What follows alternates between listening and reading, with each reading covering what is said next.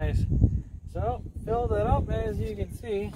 Got most of the wood on, still got some more of these to cover up. It's been a crazy busy week. As you can see, an unexpected, not coincidence, unexpected, unfun thing happened. So these buckets expanded out, and even pushed the metal out, and it popped out of the hole. So I mean, it wasn't that great of a seal, but the pipe was too long, and the buckets collapsed on it and popped through pretty good.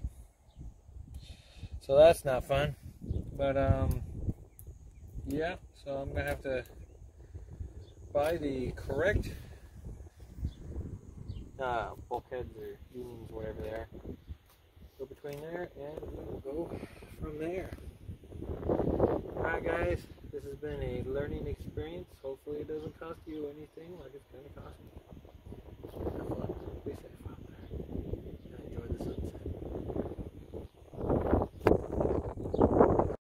Well, it's been 2 weeks and it still hasn't failed. I mean, I find it kind of crazy.